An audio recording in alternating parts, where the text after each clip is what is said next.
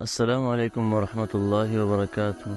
میرے مسلمان بھائی اور بہنوں، اللہ سے امید ہے انشاءاللہ آپ سب ٹھیک ہوں گے۔ ہم سب کی زندگی کا مقصد وہ اللہ تعالیٰ کے قریب ہونا ہے، کہ ہم اللہ کے نزدیک ہو جائیں، اللہ کے قریب ہو جائیں۔ ہمارے انسانوں کی طبیعت اور مزاج ایسی ہے کہ وہ اس انسان کو اپنے قریب کرتے ہیں اور خود اس انسان کے قریب ہوتے ہیں جس کے پاس کوئی طاقت ہوتی ہے، کوئی پاور ہوتی ہے، تاکہ وہ کل اس کے کام آ سکیں۔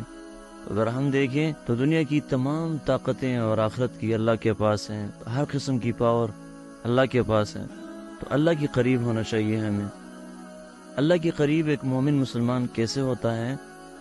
تو اللہ کے قریب ہونا اس کی بندگی سے ہوتا ہے، کہ ہم اللہ تعالیٰ کی بندگی کریں، جس کام کے کرنے کا اللہ نے ہمیں حکم دیا وہ ہم کریں، ہم اللہ کے قریب ہو جائیں گے۔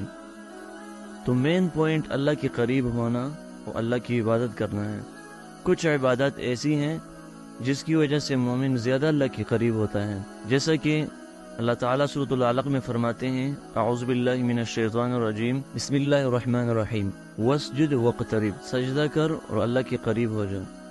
ان سے آیت سے پتہ چلتا ہے کہ سجدہ کرنے سے قربت ملتی ہے، اللہ کے قریب بندہ ہو جاتا ہے۔ جب آپ کا عقیدہ صحیح ہو تو سجدہ کرنے سے مومن اللہ کے قریب ہو جاتا ہے۔ اس طرح مسلم کی حدیث میں آتا ہے، اللہ کے نبی صلی اللہ علیہ وسلم فرماتے ہیں، اقرب ما یکون العبد من ربی وهو ساجد، مومن سجدے کی حالت میں اللہ کے بہت قریب ہوتا ہے۔ تو سجدہ اللہ کی قربت کا بہترین سبب اور ذریعہ ہے۔ دوسری چیز جو اللہ کے قریب ہونے میں ہمیں مدد دیتی ہے وہ ہے رات کی آخری حصے میں اللہ کی بندگی کرنا۔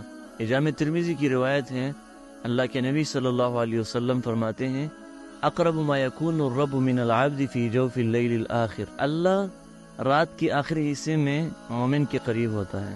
تو اگر ہم سجدہ کریں تو ہم اللہ کے قریب ہو جائیں گے، اور رات کے آخری حصے میں اللہ ہمارے قریب ہوگا۔ اور اللہ کے نبی نے بھی فرمایا، فاکثر الدعاء، اس ٹائم زیادہ دعا مانگا کریں۔ تو آپ سوچیں کہ وہ دعا کس درجے میں قبول ہوگی جب مومن سجدے میں ہوگا اور اللہ سے دعا مانگے گا۔